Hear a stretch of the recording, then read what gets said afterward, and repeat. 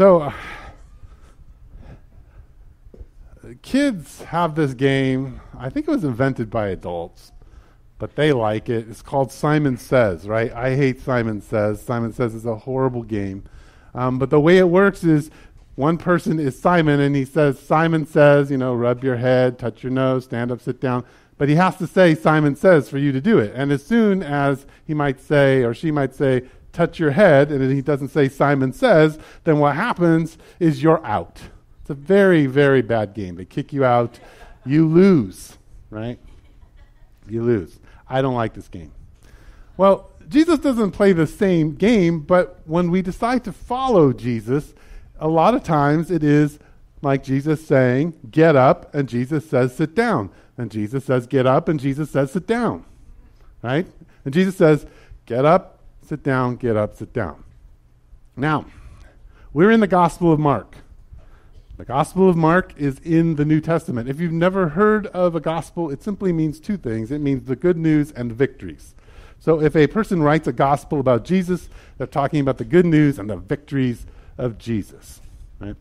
And as we've been kind of going through the Gospel of Mark, we opened up with this idea that Jesus, when he calls us to follow him, says, get up. Right? Get up. And this idea is moving from a passive place to an active place. When he calls you to get up, it's actually a job that he's offering you. Okay, so when he tells, for instance, the Levi, the tax collector, to get up, he's inviting him to stop being a tax collector and join him as a disciple or an acolyte or a follower, or you could even think of him as his executive assistant. That's what a disciple is, an executive assistant to Jesus. You could say the assistant to the assistant of Jesus. That's what a disciple is. So it's a new job. So you move from saying being a mom, that's not your identity. You move from being a dad, it's not your identity, to being a disciple. You move from being an engineer. You're changing your primary identity, whatever you think that is, into it being all about Jesus. And so when you take this job on, the thing that you begin to ask as a question is, what is Jesus doing? Right? Not what would Jesus do, but what is he doing? So in all areas of your life, when it comes to relationships with your mother, when it comes to relationships with that kid whose behavior just won't change, when it comes to you don't have a job, or your electric bill's $300 and you got $55, right? When it comes to anything in your life, the question now becomes, what is Jesus doing? And what am I going to do in response to that? What is Jesus doing? And what am I going to do in response? But once you stand up, get up, and follow Jesus, he tells you to sit down. And I want to kind of explore that tonight. So we're going to be in Mark chapter 8. And if you have a Bible, it's, I think, on 1054 on most Bibles. Now, if you know anything about Mark loves to tell stories, the writer. And he likes to tell them to Romans. This is who he's talking to. People who have action. Right? The Romans like action. They want to know what Jesus was doing. They don't care about all the reasons behind it. Just tell me what he did. Okay? So he has very action-oriented stories. So we pick up this story in Mark chapter 8, and it begins like this. During those days, another large crowd gathered. Since they had nothing to eat, Jesus called his disciples to him and said, I have compassion for these people. They have already been with me 3 days and have nothing to eat. If I send them home hungry, they will collapse on the way because some of them have come a long distance. So if we were just to jump in on chapter 8, you can kind of pick up that crowds have been following Jesus, and in particular, a large crowd earlier had been following Jesus, and Jesus had fed them. And there was about 5,000 of them. And most of them were Jewish. Now we know from some of the context clues of this as we read along in Mark, and if you remember last week when Rod was talking, he said that he's mostly engaging Greeks now. He's either on the southern or northern side of the Sea of Galilee, and so this is mostly Greeks, not Jewish people, that he's got following him around. Okay? So when Jesus invites you to get up, the first thing that happens as you become his assistant is you get to be in on the team meeting. Right? And here's the team meeting. The team meeting is, we've got a problem. We've got a lot of people hanging out here. They've been listening to me, and now they're all hungry. And if they go home without any food, they're going to faint. Okay? So our problem is we've got a lot of hungry people. Now I started thinking about this. When I don't eat, I'm grumpy. Right? When my child and my wife don't eat, this is kind of how the dialogue goes. If we were following Jesus. So, Dad, do you think Jesus is going to feed us anytime soon? Like, it's 4 o'clock. Like, when was the last time we ate? I'm really hungry. So if he doesn't feed us at 4, like, we're going to have to go home. And do you think we'll be able to eat at 5? You see, because both my daughter and my wife and my son have these hummingbird metabolisms. So they need to continually feed that metabolism. Where for me, if we get one meal, we're good for the day, right? But they need to eat. So I can imagine that all these people are grumpy, hypoglycemic, and very hungry. So as a disciple, they get to be in on the meeting, which is, we've got a problem, we got hungry people. Now, it says that the reason he has is because he has compassion on the people. Now, this word compassion is not like empathy. It's not like the word where you think, I really just, it's so bad that these people can't eat. Like, it weighs heavy on my soul. That's not what Jesus was thinking. He was like, there is a problem and we need a solution. This kind of compassion is just identifying a problem and saying, we need to fix the problem, right? What are we going to do? That's the kind of compassion. It's a noticing the problem. So he tells them, here's the problem. This often happens when you follow Jesus. As soon as you decide to get up, take on the job, you're going to get a list of problems, other people's problems that Jesus is wanting you to enter into. And so his disciples answer, but we're in a remote place. Can anyone get enough bread to feed them? Okay, so they're thinking, there's no Walmart out here in the middle of the desert. We can't get there. And Subway is probably too expensive for all these people. So how are we supposed to feed them? And all of us, when we read the New Testament, tend to get really hard on the disciples. Because we're like, wait a second, disciples. He just fed 5,000. Now he's asking you how to solve this problem, and your guys are trying to fix the problem. Earlier, they saw Jesus heal a guy's hand. They saw Jesus raise a guy up who was paralyzed and help him walk. They've seen lots of miraculous things. You'd think they would get it. Here's the thing. Miracles are actually relatively ordinary and happen all the time. You and I live in a world of miracles, and that we have gotten so used to the miracles that we don't see them as miracles. All of you drove here and didn't get run over by a car. That's because God miraculously got you here, right? Most of you have roofs over your head, head in your house. Like you have running water. I'm pretty sure most of you have one pair of underwear. These are all miraculous things, right? We can go on and on. The world, and particularly as first world people, we live a miraculous life, a blessed life, a life where God intervenes all the time. But we're just like the disciples. We get to the point where we think, I have $55 in my bank account and a $300 electric bill. And we begin to think, okay, How do I do this? Okay, so I have these 3 friends who I haven't asked for any money. I think I can get about $60 from them.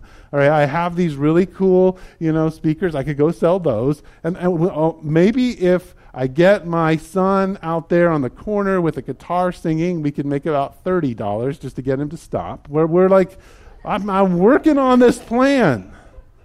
Right? The disciples are like, we thought it through. You gave us the problem. We had the team meeting, and there's no solution.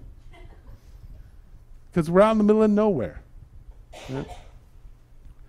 So don't be hard on the disciples, but also realize that you and I are just like the disciples. We don't accept that the miraculous happens. I had a double ear infection. I'm on antibiotics. My double ear infection is going away. That's miraculous. We live in the miraculous. So they're asking, like, how can we possibly do this? So Jesus doesn't say, oh, do you remember how I did it last time? He asks them a question. How many loaves do you have? And they say 7.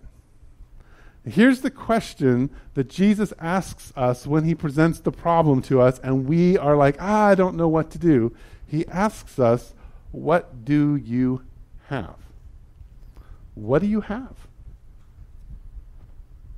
Because what I think is human beings, the way that we operate when we face difficulty, strife, problems, trying to help people, whatever it is, we get really narrow. And we don't really understand what we have. What is it that we have? So if the question is, Jesus, what are you doing here? The answer often is, what do you have, Eric? What do you have? What is it that you have? They've got loaves, 7 loaves. I just want you to think about that for a second. What is it that you have? As you face the different struggles in your life, as you are wrestling to help your friends and people that you love, what is it that God has given you? What is it that God's given you? I'll give you a clue. Look around. This is what God has given you. But God has given you a ton of things. We'll kind of process that. But right now, the question that we're asked is, what do we have? They tell him.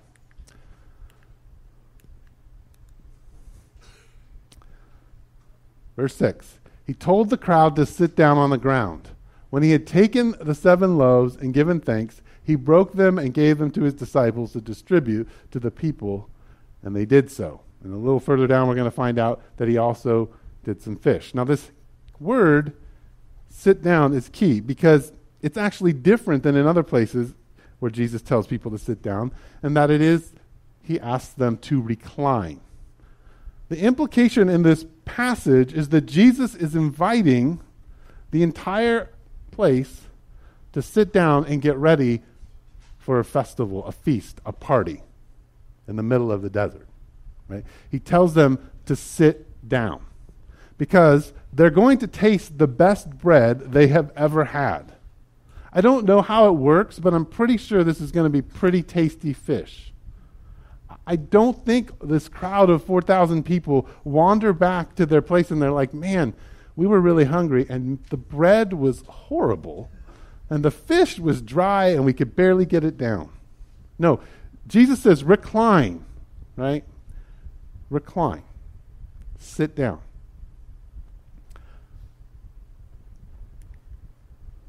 They had a few small fish as well, and he gave thanks for them also and told the disciples to distribute them. The people ate and were satisfied. Afterward, the disciples picked up 7 baskets full of broken pieces that were left over. Now, this word satisfied is not the word where you eat dinner and you're like, oh, that was good. This word satisfied is that they felt full, like they ate just a little too much. So, when you ate all that soup and then the pie, you thought, man, I'm only going to have 1 piece of pie. And then you had 2 pieces of pie and you're like, oh, but that was good. Right? Well, that's what happened. Jesus invited the crowd to sit down and have a massively awesome meal. To enjoy one another, and to eat together. So, when you follow Jesus, there aren't actually a lot of rules. In fact, there's really only one thing outside of believing that Jesus is God and that he died for you and rose from the dead and ascended to heaven. There's one really key thing to getting up and being his disciple. And that's sitting down and eating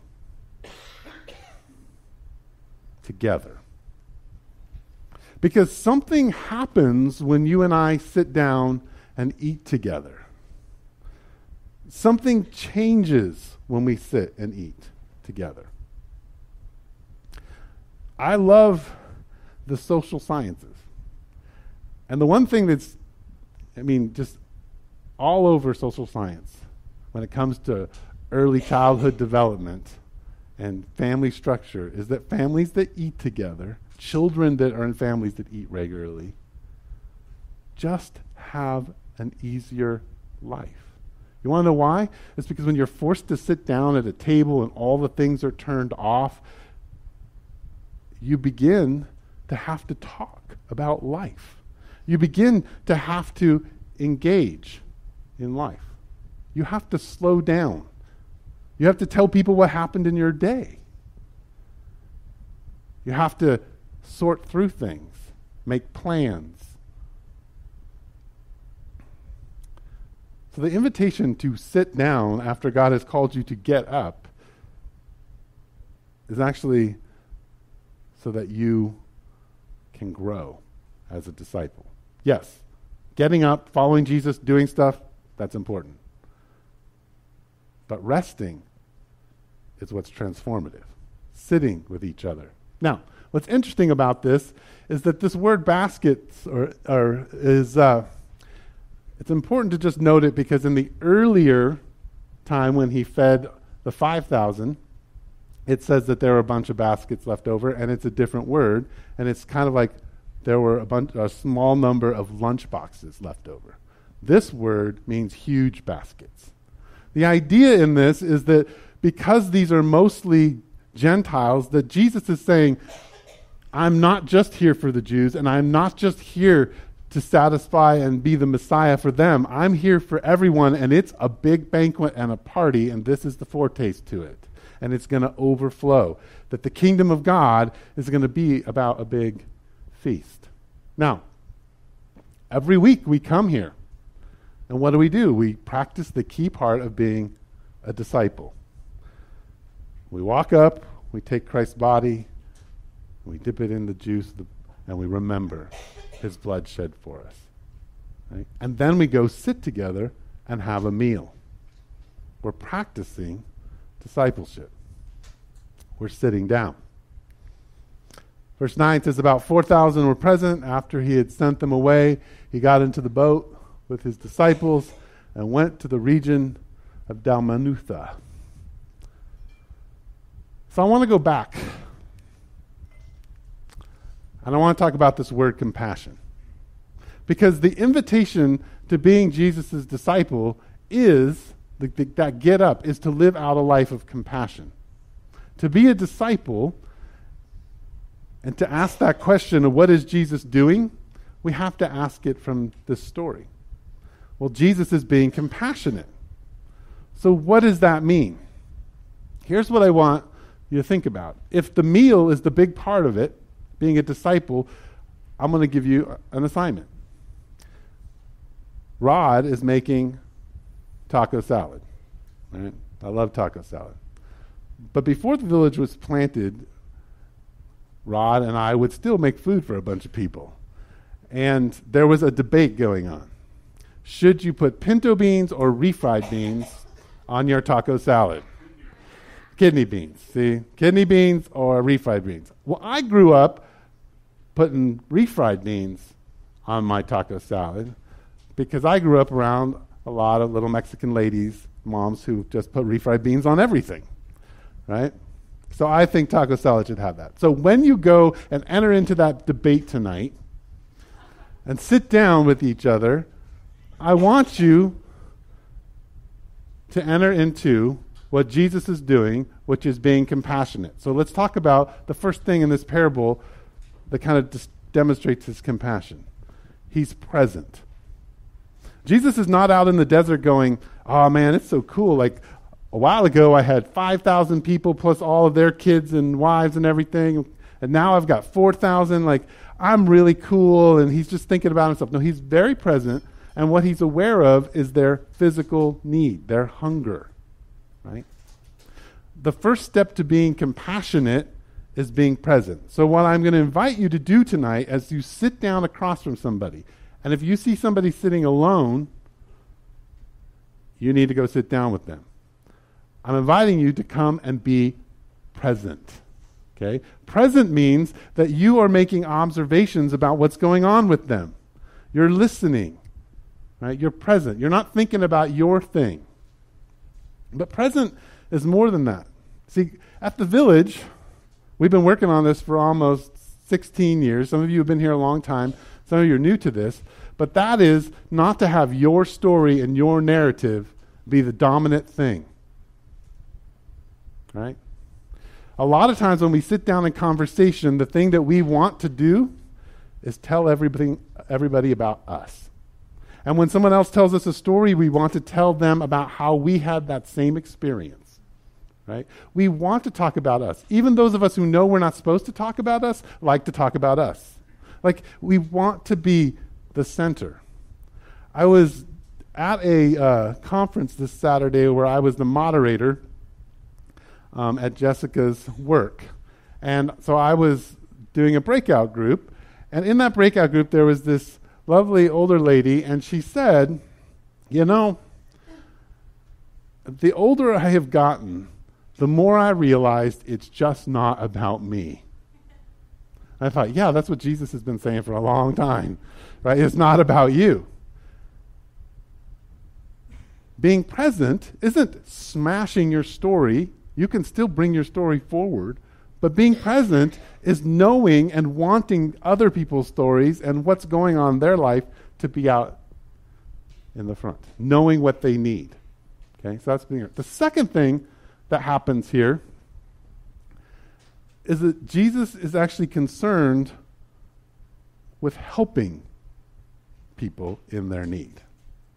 So as you sit down with people, one, I want you to be knowledgeable of people's needs, their spiritual, emotional, physical needs tonight.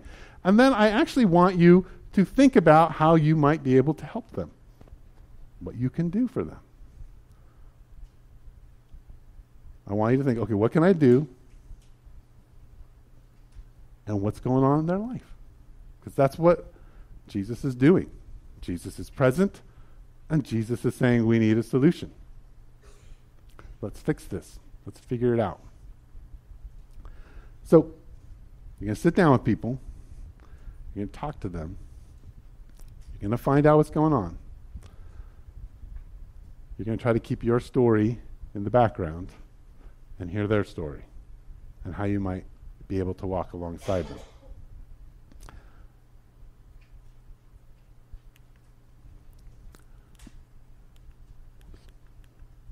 So, one reason Jesus asks us to sit down is kind of in a bigger sense. He wants us to sit down in community and share and learn about each other. Because guess what? This is where Jesus speaks. He speaks in community. He's heard most clearly when people are demonstrating compassion to one another. See, that was an important point. But the other reason in discipleship that Jesus invites us to sit down is that he invites us into intimacy with himself. Because being a disciple of Jesus is not all about doing stuff. Being a disciple of Jesus is actually sitting down so you can engage with Jesus. And we live in a really, really busy time. And we live in a time where I told somebody, I think it was Gareth, I sat down, I said, how are you doing? He said, I'm tired. He said, and I said, yeah, I'm tired too. And I said, every person I talk to at the Village is tired. Like, I have yet to ask one of you of recent, how are you doing? And you're like, oh my gosh, I got like 10 hours of sleep. I feel wonderful. And on top of that, I'm looking forward to the 15 hours of sleep I'm getting tomorrow. And I won the lottery. It's just great. Like, that's not how, no, most of us are like, oh, finals, oh, children, oh, finances. Like, right? Oh, my pie fell. Like, what, I mean, it's just like, we have these things. And this is why Jesus continually invites us to sit down, because he wants to have relationship. And the only way to have relationship with him is for you to slow down.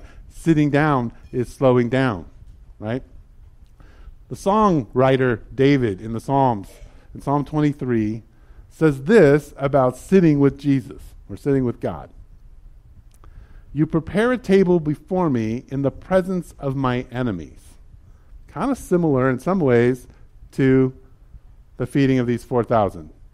You have all these people, they're out in the middle of the desert, there's no place for food, and God sets a table for them. Here David says, in the middle of adversity, you prepare a table. You invite me to sit down in my adversity, right? Here's the thing about getting up and following Jesus, is that you get up, you follow him, and in the hardest place of your life, he says, sit down and let's talk, right? He doesn't say, I'm going to fix it. He says, sit down and let's talk. Let me prepare a meal for you. Let's have an engagement. And then he continues, you anoint my head with oil, my cup overflows. Surely your goodness and love will follow me all the days of my life, and I will dwell in the house of the Lord forever. If you're going to be a follower of Jesus, there are two invitations to sit down as a disciple. One is you're continually invited to sit down with his people. This is where his voice is being spoken. This is why we have a meal every week. But you're also invited to sit down with Jesus alone. If you're not going to sit down with Jesus alone, in some way, you're going to be tired. I'm not saying let's all work real hard now to have daily, times of quiet times, quote unquote, with God. Not saying that. That's a good thing. What I'm saying is that you get your ear attuned to God enough where you can hear him say, sit down. Pick up your Bible, read, pray. Sit quietly and listen for the voice of God. So, we started this whole series saying the invitation to be a disciple is to stand up or to get up. And now I'm inviting you, as we head into Advent and as we head into Christmas, to sit down. This is a great time for you to sit and let the power of the birth of Jesus sweep over you. A time to reflect on what God offers us in his birth of his Son. That's the invitation. I have a few minutes. Does anybody have any questions? Thoughts? Yes, sir.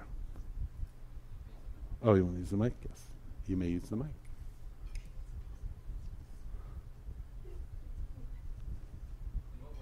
In what ways can we show compassion in that conversation when it's our time to talk about us, talk about me? It's my time to talk about me. How like do you the challenge is given to all of us, yes. So we're all like receiving. So none of us can. So none of us.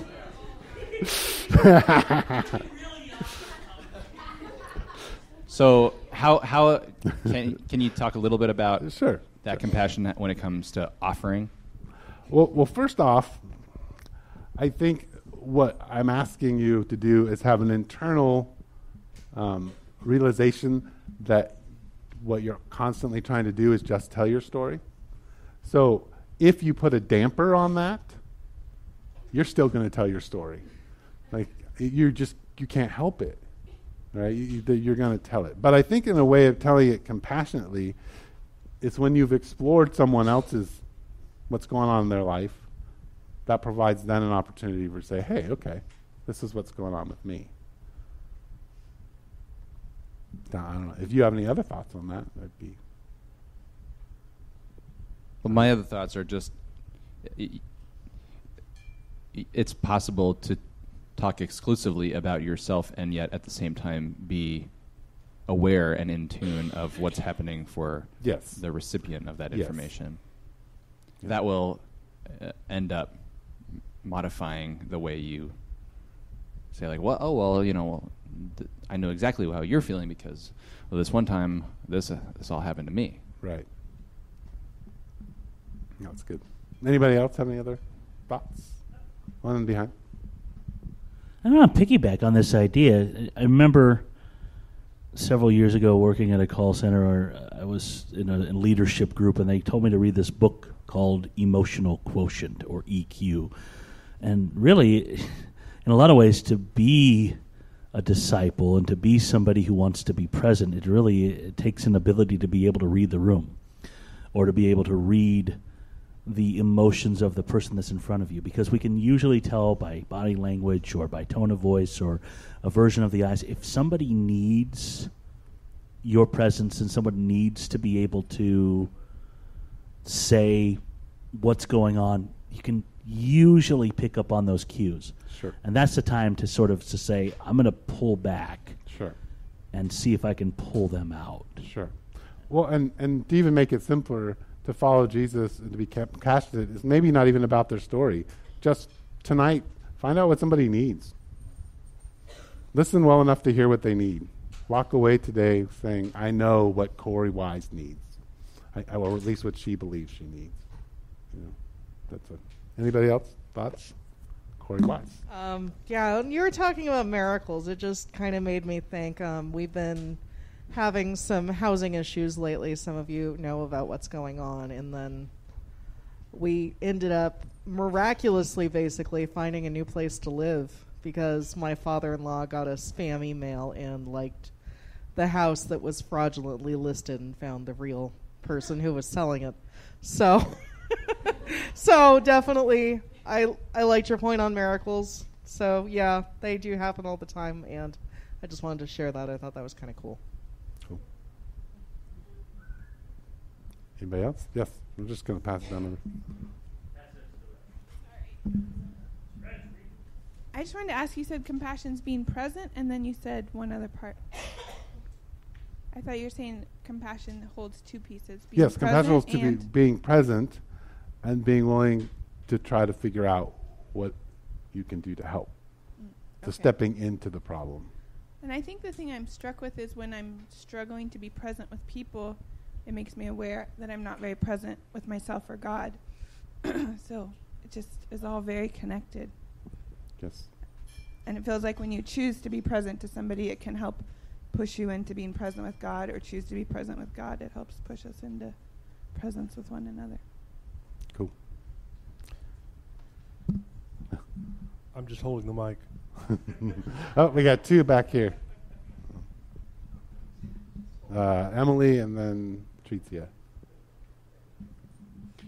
So I just wanted to put in a plug for you don't have to necessarily be ready to do it all right before you go ahead and try to be together.